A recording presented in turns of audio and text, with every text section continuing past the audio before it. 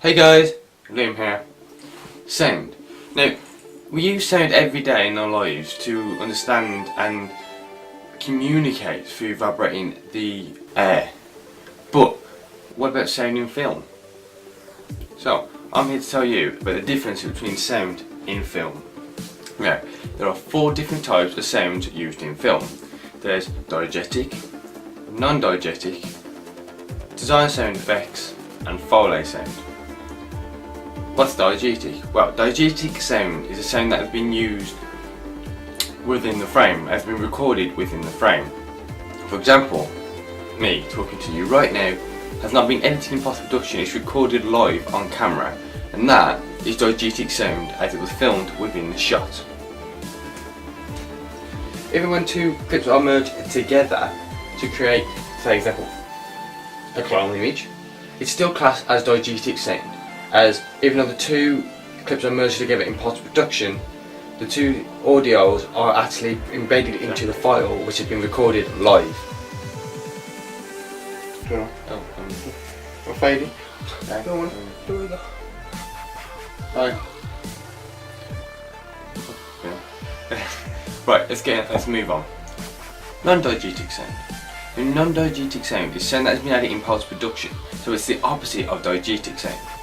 Once in post-production and you are editing and composing your footage into a combination of clips to create your overall project, that adding the sound in then will be classed as non-diegetic.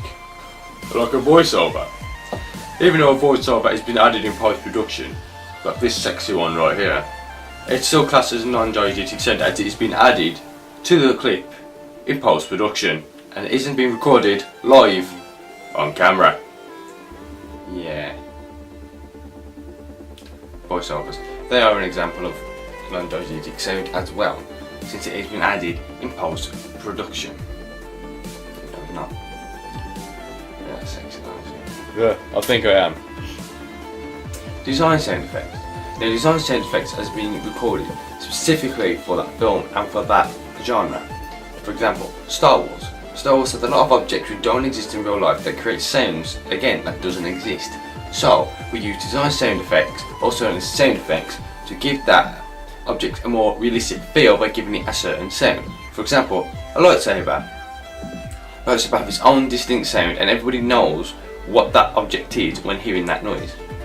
As well in Star Wars, they also have spaceships and laser guns. Now, we don't have laser guns in real life, we have normal guns. So, they use the same kind of sound effects that they will create for a lightsaber due to being the laser-based object for the gun. That has been created specifically for the film and is a designed sound effect. Foley sound. Now, what's Foley sound? Now, some people think it's a design sound effect, but really it's not. It is very similar though, as it is a sound that's been added in post-production to give an object a more realistic feel and look. But the sound effect is not for sounds that are non-existent like lightsabers and laser guns. It's more for real existing things. For example, a horse riding along the floor. We've also got chains rattling, footsteps. Anything that you see in a film most likely has been re-recorded in a booth, soundproof booth, by a Foley artist. Now, this artist will sit in the room and it's got props and it's got different types of floors such as sand, wood, concrete, we've got chains, it's got swords, it's got all the props that you can think of, and he uses them to record live in the booth while watching the film to give those objects a specific look and feel. Now, let's explain more about Foley by one of the masters themselves. So, Gary Hecker, please tell us what's Foley sound.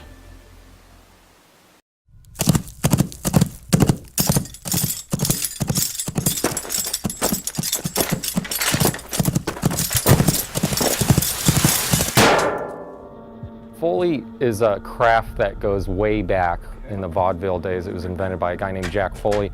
When they shoot a film, you just have the production and the dialogue, so they're concentrating on the dialogue, so all the sounds throughout the film are lost.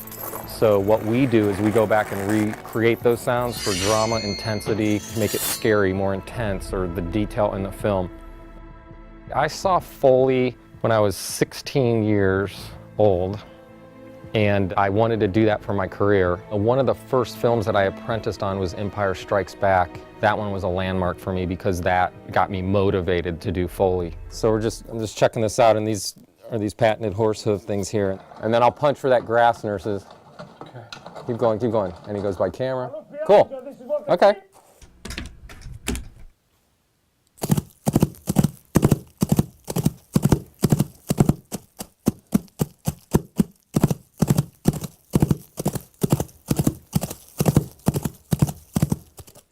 Okay.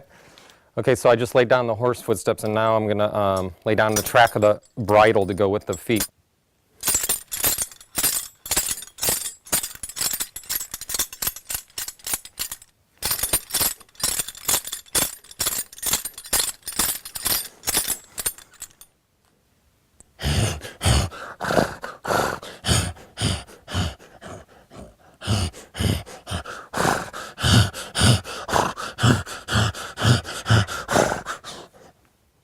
Okay. We're gonna shoot. You're gonna hear it. It won't sound like that, but check out the screen. Keep rolling a full playback with this is horse, bridle, and Hecker horse north.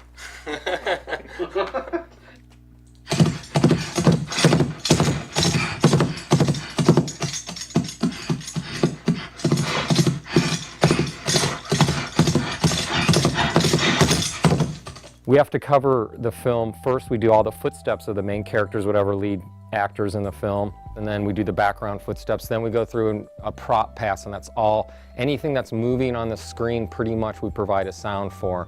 It's like a big canvas of sound, and we paint different colors and textures and brush strokes. And when you put all those brush strokes and colors together, then you have a full canvas of sound.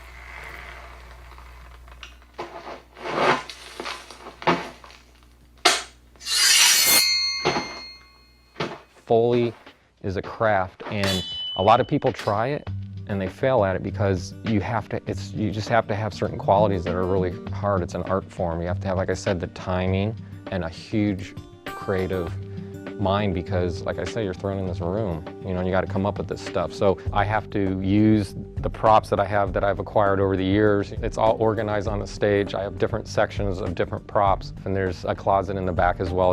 It got shoes and chains, swords, guns, buttons, gadgets, cameras, just anything that you can imagine. Okay, I know this looks like basically it's a green can. And you're probably thinking, how do you get to the weight and all that? But right now, Nurses is gonna give me through the audio gear. It's gonna pitch this down in a lot of octaves, really heavy, real heavy, Nurses. And it's Nurses Gazillion back there. Anyway, and also they obviously have sound effects as well, but this is just a small piece just to demonstrate.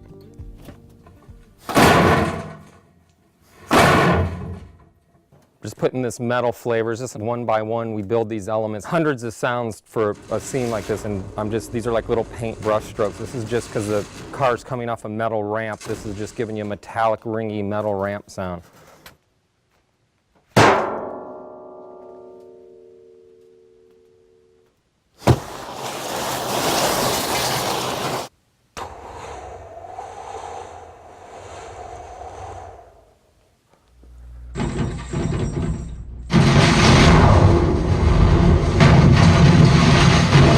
If it's Spider-Man or it's Arnold Schwarzenegger or whoever it is, whatever that actor is portraying, if he's sneaking, stealthing, or walking big, or he's kicking down a door or whatever, you have to put that energy. That's the main thing in Foley, is that there's a performance, and that's what I try to do when I'm doing Foley.